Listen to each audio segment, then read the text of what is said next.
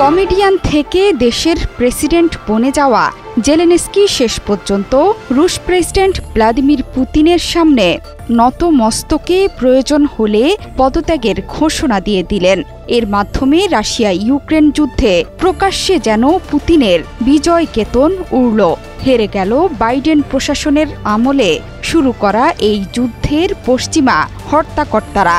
যুদ্ধের আগে ইউক্রেনের ন্যাটোভুক্তি নিয়ে জোর প্রচেষ্টা চালান জেলেনস্কি।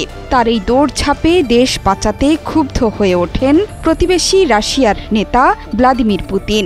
রাশিয়াকে বিপদে ফেলতে পশ্চিমাদের মদদে শেষ পর্যন্ত রাশিয়া ইউক্রেন যুদ্ধ শুরু করেছিলেন ভলোদিমির জেলেনস্কি।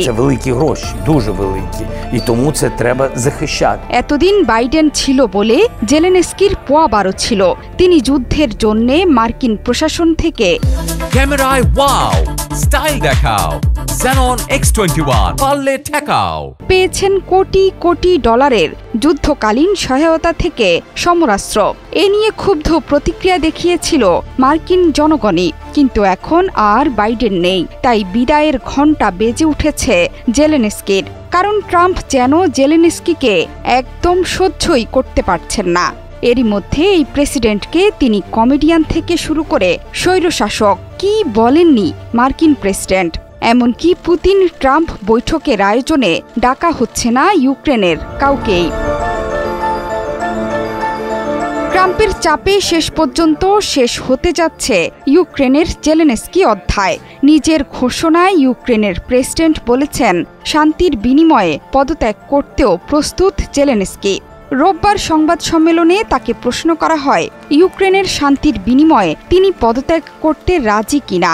জবাবে জেলেনস্কি বলেন, হ্যাঁ, আমি ইউক্রেনের শান্তির জন্য তা করতে রাজি। শুধু তাই নয়, যদি তার পদত্যাগের বিনিময়ে ইউক্রেন ন্যাটোর সদস্যপদ পায় তাহলে পদত্যাগে কোনো আপত্তি নেই জেলেনস্কির। 2019 সালে গণতান্ত্রিক পদ্ধতিতে প্রেসিডেন্ট নির্বাচিত হন জেলেনস্কি। গত বছর তার ক্ষমতার মেয়াদ শেষ হয়েছে। তবে যুদ্ধ পরিস্থিতির কারণে নির্বাচন করা সম্ভব হয়নি দেশটিতে। যথাসময়ে নির্বাচন না করায় তাকে স্বৈরশাসক আখ্যা দিয়েছেন দ্বিতীয় মেয়াদে মার্কিন প্রেসিডেন্ট হওয়া ডোনাল্ড ট্রাম্প। যদিও ট্রাম্পের এই মন্তব্যের ব্যাপক সমালোচনা করেছেন ইউরোপের দেশগুলোর নেতারা। ট্রাম্পের মন্তব্যের পরই পদত্যাগের আভাস দিয়ে এই প্রথম মুখ খুললেন জেলেনস্কি। ট্রাম্প আরও দাবি করেছিলেন ইউক্রেনে জেলেনস্কির সমর্থন রয়েছে মাত্র 4%। তবে কিয়েভ ইন্ডিপেন্ডেন্টের এক প্রতিবেদন বলছে দেশটিতে তার সমর্থন রয়েছে 63%। বিবিসিও বলেছে দেশটিতে ইউক্রেনের সমর্থন ট্রাম্পের দাবির চেয়ে বহুগুণ বেশি। নির্বাচনের সময় রাশিয়া ইউক্রেন যুদ্ধ বন্ধের প্রতিশ্রুতি দিয়েছিলেন ডোনাল্ড ট্রাম্প। এমনকি প্রেসিডেন্টের আসনে বসার পরই পুতিনের সাথে বৈঠকের তোড়জোড় শুরু করে দিয়েছেন তিনি। এই সময়ে যুদ্ধ শুরু নিয়ে জেলেনস্কিকে নিয়ে তুমুল সমালোচনা করেছেন। ট্রাম্প পুতিনের বৈঠকের আয়োজন করছে সৌদি আরব।